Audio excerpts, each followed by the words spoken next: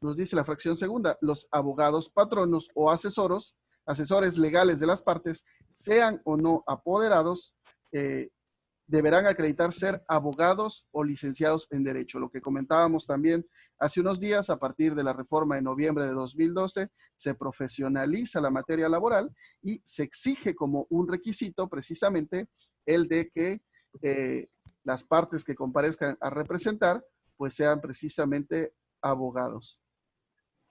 ¿Sí? Y entonces decíamos, esto lo vamos a acreditar con cédula profesional y nos dice la ley, o personas que cuenten con carta de pasante vigente expedida por la autoridad competente. Y aquí habría que hacer una precisión. En su momento se consideró que la autoridad podría ser la universidad, por ejemplo, la UB en este caso, y que bastaba con la carta poder que expedía la universidad para poder comparecer dentro de juicio. Sin embargo, en su momento la jurisprudencia se pronunció a este respecto y hizo saber que la autoridad competente pues es la autoridad que regula la materia, es decir, la autoridad que va a regular la educación, pues es la Secretaría de Educación, y en este caso la Secretaría de Educación cuenta con un organismo que es la Dirección General de Profesiones, que es precisamente la que expide las cédulas profesionales. En ese sentido, si nosotros no tenemos una carta de pasante expedida por la Dirección General de Profesiones de la Secretaría de Educación Pública, pues no vamos a poder acreditar el requisito y como consecuencia de esto, la Junta podría tenernos como no compareciendo dentro de la audiencia. Luego nos dice la fracción tercera, cuando el compareciente actúe como apoderado de persona moral, podrá acreditar su personalidad mediante testimonio notarial o carta poder otorgada ante dos testigos. ¿Sí? Habría que decir que cuando se refiere a esa carta poder, normalmente el poder de quien le otorga, en este caso, una persona moral o una persona física más bien, esta persona física tiene que acreditar su representación como con ese carácter de una persona moral. Es decir, a lo mejor en una escritura pública consta el poder de un director general y en esa escritura pública se le dan facultades al director general para otorgarle poder, por ejemplo, para pleitos y cobranzas a otra persona, para actos de representación en juicio. ¿Sí? Y entonces eso significa que con ese instrumento notarial él puede otorgar poder sencillo, un poder, una carta poder simple con dos testigos, ¿sí? Eso lo puede hacer el director general. Pero si viene el abogado y exhibe únicamente la carta poder que le otorga el director general, la autoridad no va a tener la constancia de que ese director general tenía las facultades para otorgarle ese poder. Entonces, habría que decir que a lo que se refiere esta fracción tercera, de que el apoderado legal de una persona moral puede hacerlo mediante testimonio notarial o carta poder, normalmente la interpretación correcta es que tiene que hacerlo a través de dos maneras, ¿sí? La única manera en la que no necesitaría la carta poder es si en el mismo testimonio se le da el poder directamente a la persona que está compareciendo. ¿Sí? Hay muchas actas constitutivas que ya tienen jurídicos, por ejemplo, propios, que tienen el jurídico de su empresa, y entonces cuando constituyen la empresa, desde ahí le dan poder a determinados abogados y dicen, ellos son los que van a comparecer en juicio. Y entonces, en ese sentido, lo único que necesitaría sería ese testimonio notarial. ¿Sí? Pero tenemos que ser cuidadosos porque si bien es cierto, hay muchas jurisprudencias que nos dicen que para acreditar la personalidad en materia laboral, basta con que se cumplan las formalidades establecidas en este artículo 692. Lo cierto es que este artículo pues nos da como que las pautas generales, pero las demás pautas, el resto de requisitos o el resto de circunstancias que se pueden presentar respecto de la representación o el otorgamiento de un poder, pues las vamos a encontrar, digamos, relativas a la materia común, es decir, al Código Civil, al Código, perdón, de procedimientos, el Código Federal de Procedimientos Civiles, que es el que establece normalmente las reglas de los mandatos, ¿no? Si un director general de una empresa le da poder a un abogado que no figura dentro del testimonio del acta constitutiva o del instrumento notarial, pues desde luego que tendrían que presentarse con esos dos instrumentos. Y luego nos dice la fracción cuarta, los representantes de los sindicatos acreditarán su personalidad con la certificación que les extienda la autoridad registradora correspondiente, que de haber quedado inscrita la directiva del sindicato, también podrá comparecer por conducto apoderado legal, quien en todos los casos deberá ser abogado o licenciado en Derecho. ¿Sí? Y habría que decir que normalmente las autoridades registradoras pues son precisamente las áreas de las juntas federales o locales o de la Secretaría del Trabajo.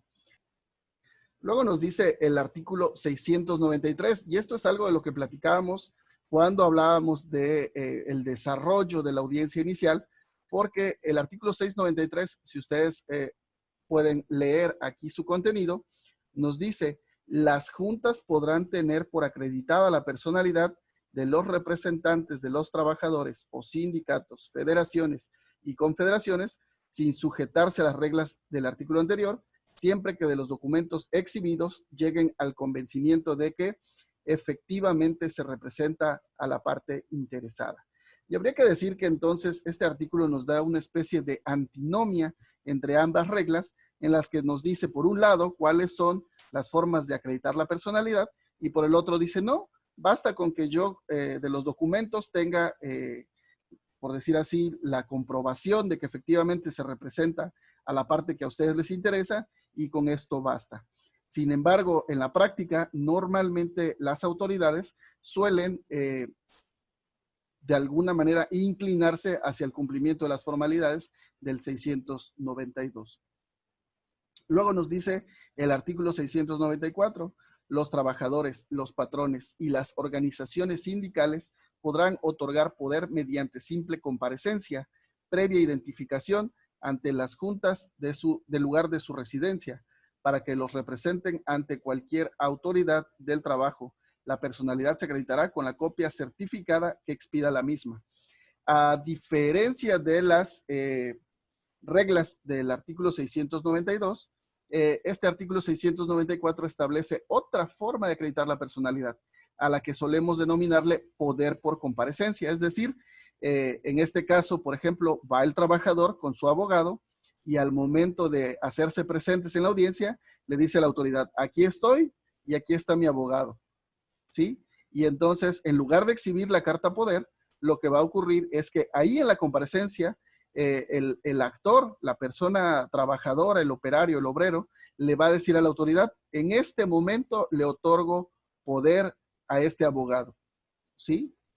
Y entonces ya no se requiere de los testigos, porque ya no se requiere de la carta poder, porque la autoridad laboral está dotada de fe pública. Y entonces la autoridad laboral hace constar y certifica que es el trabajador el que le está otorgando el poder a ese abogado, ¿sí?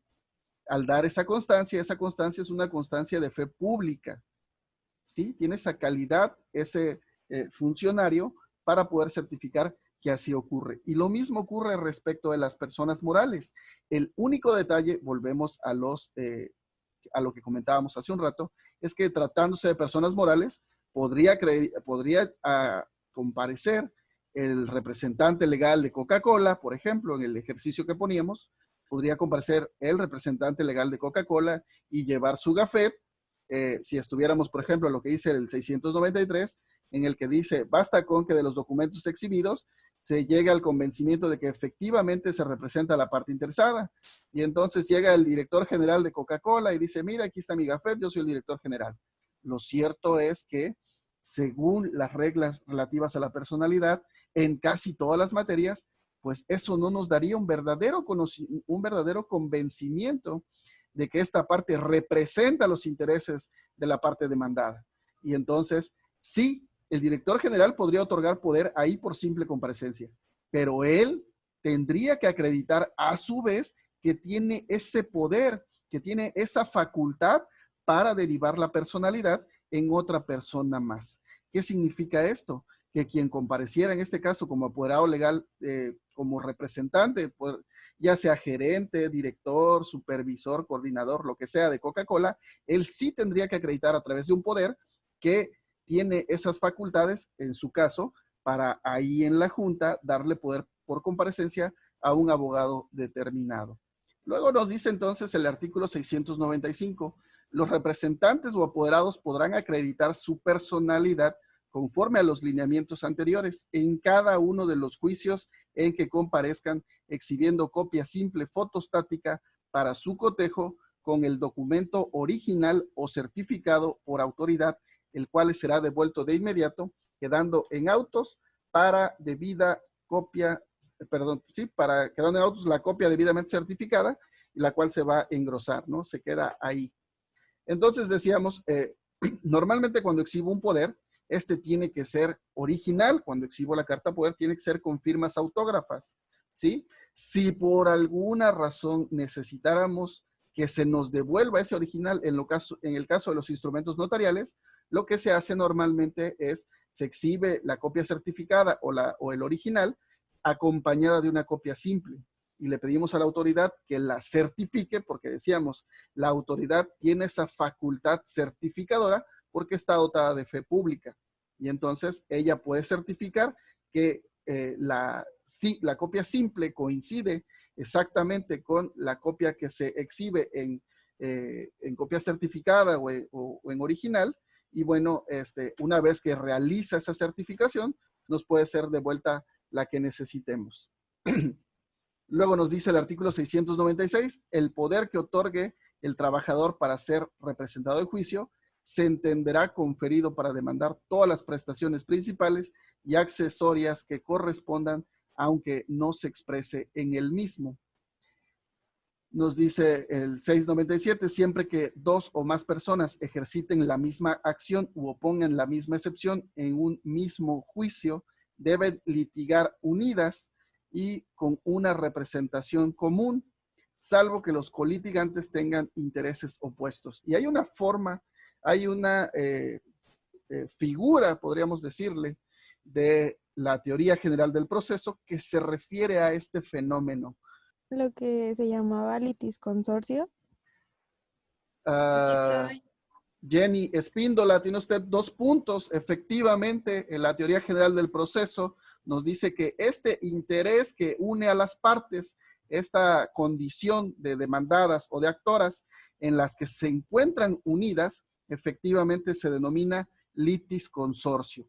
Y el litisconsorcio es bien especial porque si ustedes realizaron las lecturas de los incidentes innominados, por ahí hace algunos años, hace aproximadamente 10 años, surge una jurisprudencia de la Suprema Corte en la que nos dice, por ejemplo, si yo demando a Coca-Cola, pero demando a una empresa subcontratista y desde la demanda yo dije que Coca-Cola era el patrón que se beneficiaba de mis servicios, pero luego por alguna razón digo, no, me voy a quedar únicamente con la contratista, ya sea porque no lo han logrado notificar, ya sea porque Coca-Cola me dijo que a lo mejor me podrían dar otro contrato, por la razón que ustedes quieran.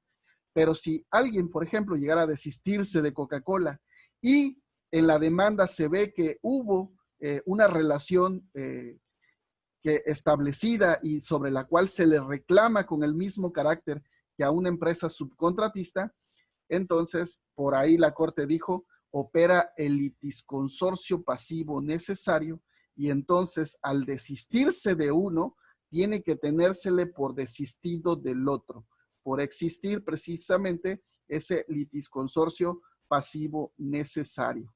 Y entonces cuando nosotros vemos este tipo de figuras, pues eso nos permite tener cuidado sobre las acciones que nosotros tomamos en un juicio, sobre las conductas o actos que realizamos dentro de una secuela procesal.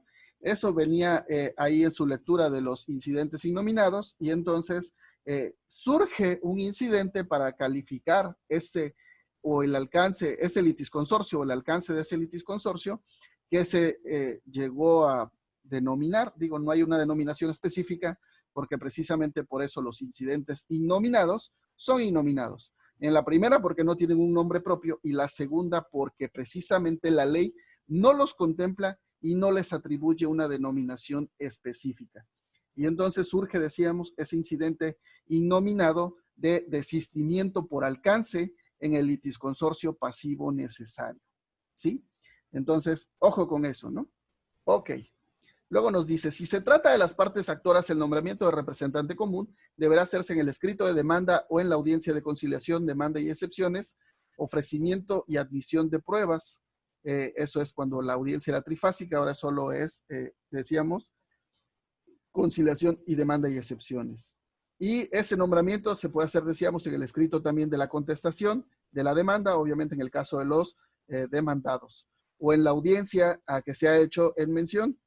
Si el nombramiento no lo hicieran los interesados dentro de los términos señalados, la Junta de Conciliación lo hará escogiéndolo entre los propios interesados. Esto sobre todo es para cuando hay demandas, decíamos, en las que suelen demandar 30, 40 o más actores, ¿no? Es más, con que sean más de uno, pues ya en estricto sentido estaríamos en presencia de esta circunstancia.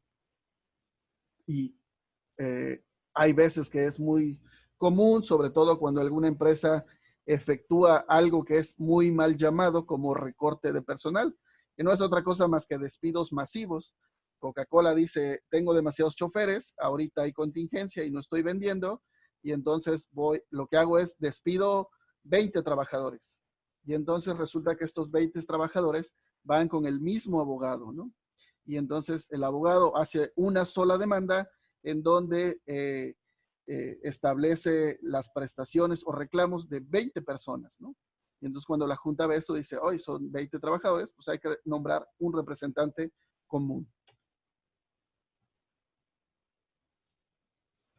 Bueno, decíamos entonces que estos incidentes se presentan dentro del procedimiento como una cuestión que incide precisamente en esta secuela procesal. Habría que decir que a estos incidentes, sobre todo los que tienen que ver con esos presupuestos procesales, suele denominárseles en la ley de previo y especial pronunciamiento. Y el artículo 762 se refiere a estos incidentes de previo y especial pronunciamiento. Si ustedes tuvieron la oportunidad de realizar la lectura de los incidentes, habrán advertido que en ellos no se habla de la nulidad, de la competencia, de la personalidad, de la acumulación y de las excusas.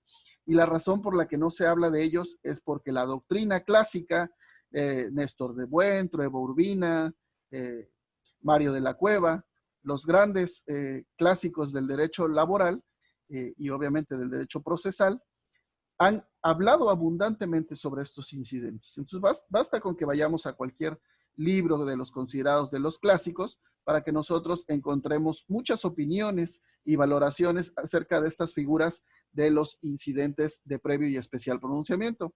Habría que decir que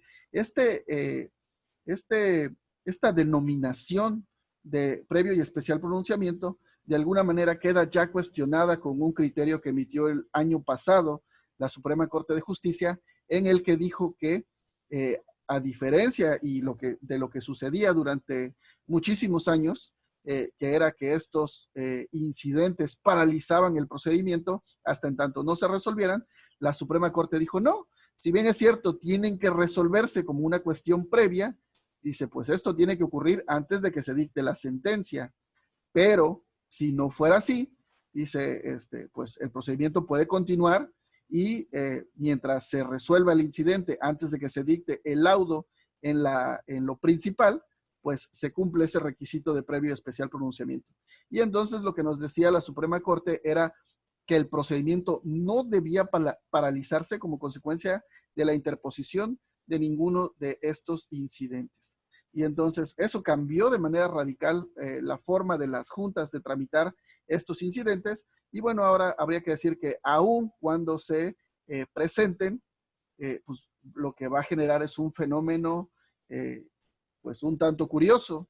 Cuando hablábamos del proceso laboral, decíamos que este era un proceso uninstancial, significa que no hay recursos, ¿sí? Y entonces esto va de la mano con un principio del derecho procesal que se llama principio de inmutabilidad laboral. Y ese principio de inmutabilidad laboral significa que precisamente como no hay recursos, la autoridad no puede revocar sus propias determinaciones.